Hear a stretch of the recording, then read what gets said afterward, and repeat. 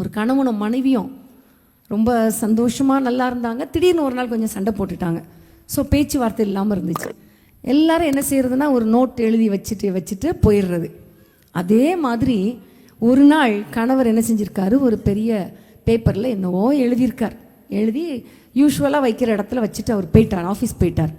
இந்த அம்மா அதை பார்த்துருக்காங்க. பார்த்தோடனே என் அருமை மனைவியே, இதை வாசித்த உடனே அவங்களுக்கு 2 நாளாக பேசலை.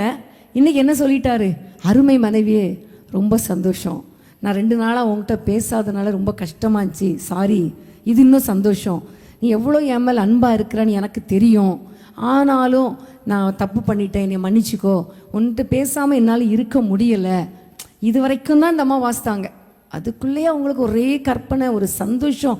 இதில் என்ன பண்ணிட்டாங்க, நான் போய் என் கணவருக்காக பிடிச்ச சாப்பாடை டிஃபனை இன்றைக்கி செஞ்சு வச்சுட்டு நான் வந்துடுறேன்னு சொல்லிட்டு லெட்டரை அப்படியே மூடி வச்சுட்டு போய் கிச்சனில் போய் அவங்களுக்கு விதவிதமாக எல்லாம் குக் பண்ணிட்டாங்க. ஈவினிங் வருவார், ஸ்நாக்ஸ், நைட்டுக்கு டிஃபன் எல்லாம் பண்ணியாச்சு.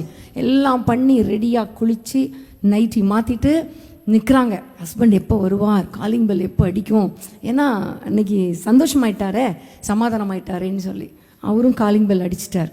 அடித்து அப்படி பார்த்தாரு பாருங்க கணவர் மனைவியை. பார்த்த உடனே நீ ரெடி ஆகலையா அப்படின்னு கேட்டார் ஒரு வார்த்தை.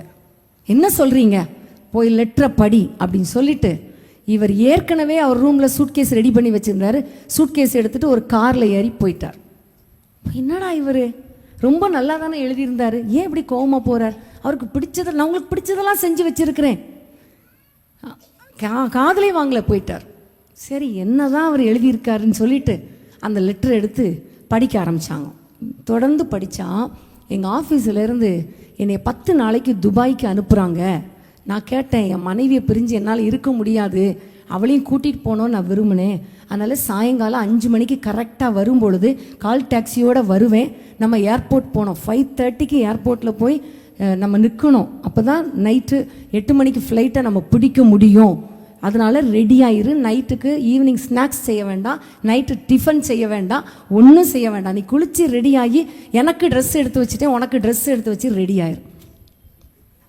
ஆஸ்து அழுது அழுது அழுது 10 நாளாக தனிமையில் வாடினாங்க. காரணம் என்ன தெரியுமா, ஒழுங்காக வாசிக்கிறது கிடையாது, என்ன கணவன் சொன்னாரோ அது செய்கிறது கிடையாது. இதே மாதிரி தான் நம்முடைய மனவளனாய் ஆண்டவர் நம்மிடத்தில் எதிர்பார்க்கிற, நம்மிடத்தில் சொல்ல வந்த காரியங்களை நம்ம கேட்குறதே கிடையாது.